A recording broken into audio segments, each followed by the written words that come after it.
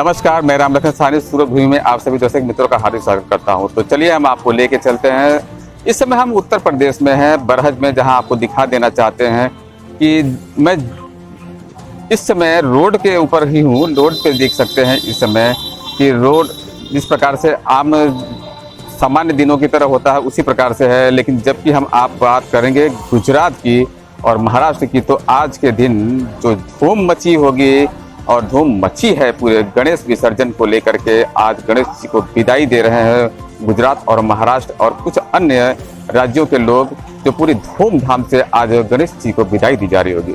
तो चलिए हम आपको लेके चलते हैं सीधा सूरत। सूरत में आपको बताएंगे कि किस प्रकार से इस वर्ष गणेश विसर्जन हुआ और गणेश विसर्जन को लेकर के किस प्रकार से लोगों में उत्साह रहा, रौनक रही और क्या रहा।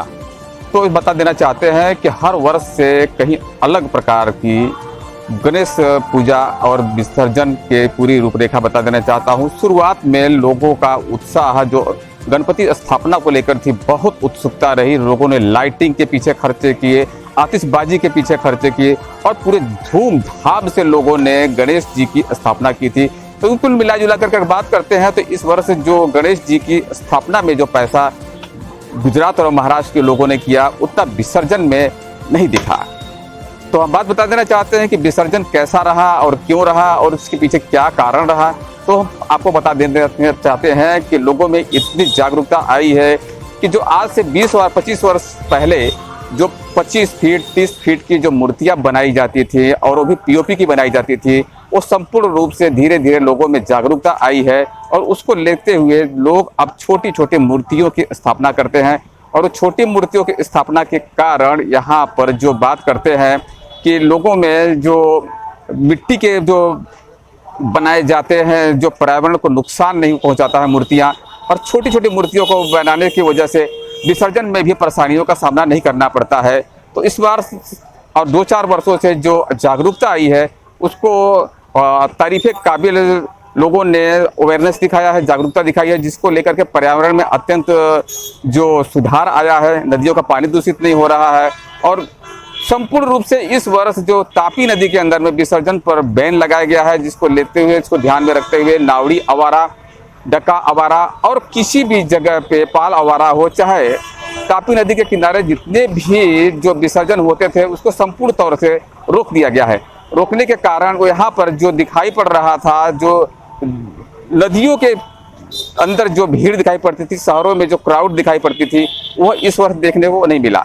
तो अब विसर्जन कहाँ हुआ और किस प्रकार से हुआ वो भी हमको बता देना चाहते हैं।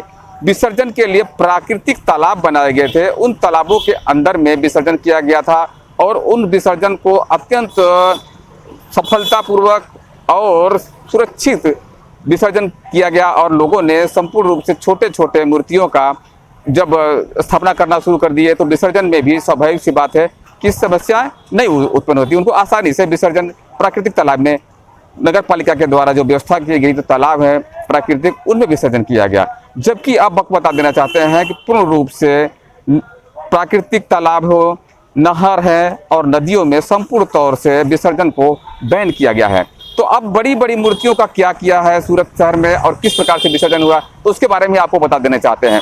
बड़ी मूर्तियों को विसर्जन के लिए डुमस, उबराट और जो दरिया स्थल है, जो समुद्र के अंदर हैं, जो नज़दीक एरिया के लोग हैं, चाहे दूर तक के जो बड़े मूर्तियों का स्थापना किए थे, उन्हें डुमस, उबराट और दरिया के अंदर में डांडी रोड की तरफ में दरिया में विसर्जन करना पड़ा।